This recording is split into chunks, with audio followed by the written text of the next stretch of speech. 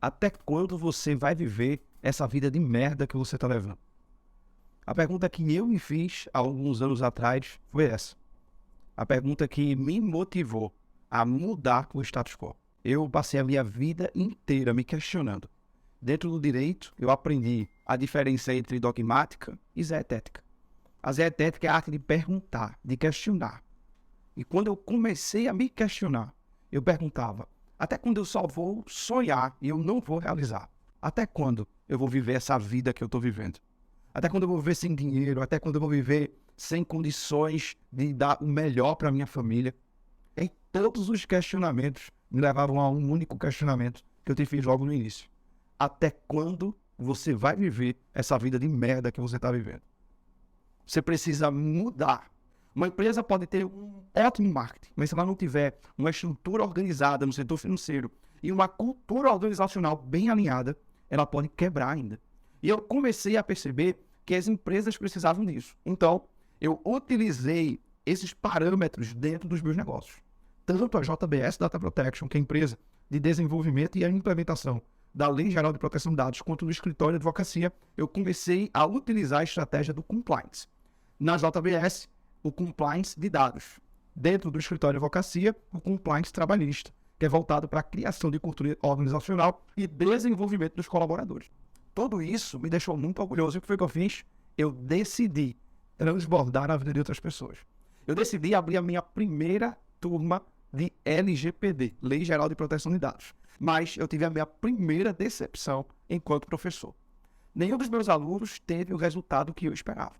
E eu comecei a fazer uma introspecção. Eu comecei a perceber que aqueles meus alunos não conseguiam, apesar de ter um produto muito bom, não conseguiam vender bem. Então, em janeiro de 2023, eu decidi, de uma vez por todas, focar naquilo que eu realmente fazia e dava muito certo, que é na criação de negócios lucrativos.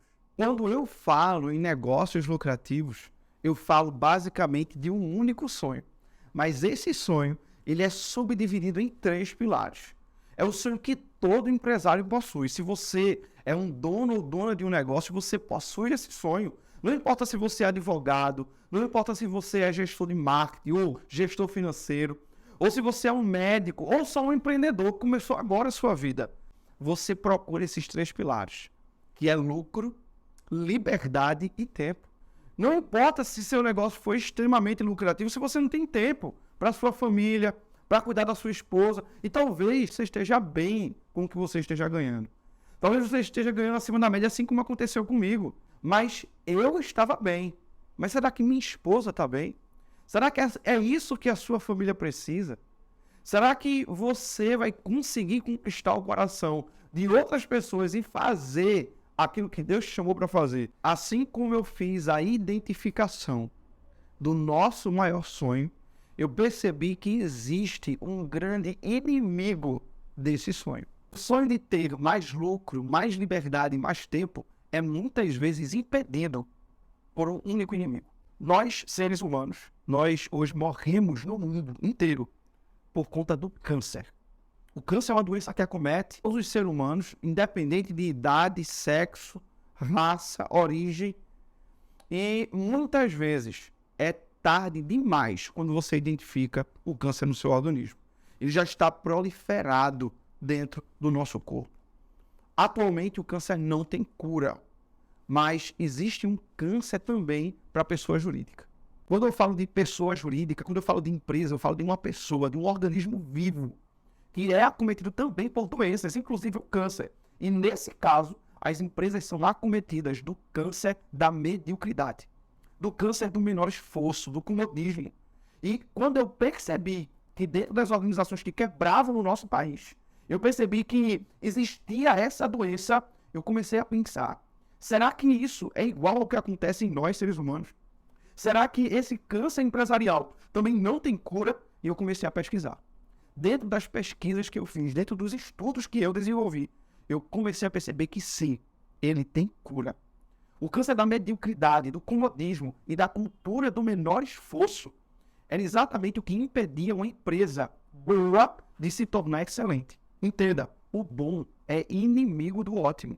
Então, quando você se posiciona a se acomodar no que é bom, você nunca vai viver o extraordinário. Pessoas comuns não vivem o que é melhor na Terra. Então, eu preciso te apresentar a cura que somente eu possuo para você. Quando eu falo que eu exclusivamente possuo, porque eu identifiquei isso e não existe no Brasil ninguém que fale sobre a cura para o câncer da cultura do comodismo, da cultura da mediocridade. E eu quero te apresentar. Dentro da cultura do comodismo, da mediocridade, existem algumas dores. Essas dores são: teus empregados te sobrecarregam com problemas e não trazem solução. Você simplesmente não consegue desapegar do operacional. Você não consegue fazer a parte estratégica da tua empresa. E por focar tanto na operação, você não cuida do crescimento da sua empresa. Você não consegue parar um tempo de qualidade para poder cuidar da tua família, para poder viver com os teus filhos. Você não consegue fazer uma viagem com tua esposa. Você não dedica tempo de qualidade na educação da sua família, na convivência familiar. Porque muitas vezes os problemas da empresa te sobrecarregam tanto que você já precisa parar um almoço, precisa parar um lazer para poder cuidar daquele problema, para poder resolver aquela bronca. Talvez essa dor não seja a questão do tempo, mas seja a margem de lucro apertada. Você está operando no vermelho. Você chega no final do mês, apesar de estar faturando bem, você não consegue saber onde é que está o dinheiro da tua empresa. Você só vê aqueles boletos chegando do setor da contabilidade e você está pagando muito caro, a tua carga tributária está sufocando a tua margem de lucro. Talvez essa seja a dor que você está vivendo. Talvez a dor que você esteja vivendo seja porque você não consegue visualizar dentro da sua equipe pessoas excelentes. Você está cercado de pessoas que te sobrecarregam com problemas. Pessoas que não são proativas, que não são dedicadas dentro da tua empresa. Você é o centro do teu negócio sempre. Você não consegue delegar, você não sente confiança para delegar. E você começa a perceber que dentro da tua empresa existe uma desorganização tão grande que isso te traz sempre problemas administrativos. Talvez a dor seja de não identificar qual é o processo interno da tua empresa. Você sabe como funciona, mas você não sabe como os setores estão se comunicando. E talvez isso tenha gerado uma falta de comunicação tão grande que as coisas já não dão certo, que os erros são tão constantes que além de apertar a margem de lucro que você tem, você simplesmente já não consegue dar conta do crescimento e do desenvolvimento do processo interno. Talvez o problema seja em perder o controle da sua empresa. Você cresceu tanto, mas você cresceu desorganizado ao ponto em que você já não tem mais o controle daquilo que você quer fazer. A única saída para resolver o problema do câncer da mediocridade, da cultura do comodismo, da cultura do fazer menos, é exatamente criar uma cultura de excelência, pautado em 3 pilares: pessoas excelentes, pensamentos excelentes e ações excelentes. Quando eu implemento a cultura da excelência dentro da minha empresa, eu crio uma conexão dentro dos 3 pilares mais importantes, que é o marketing, o financeiro e o administrativo. A cultura da excelência fica no topo, enquanto eu crio 3 pilares para eles, e esses 3 pilares fazem essa conexão nos pilares empresariais.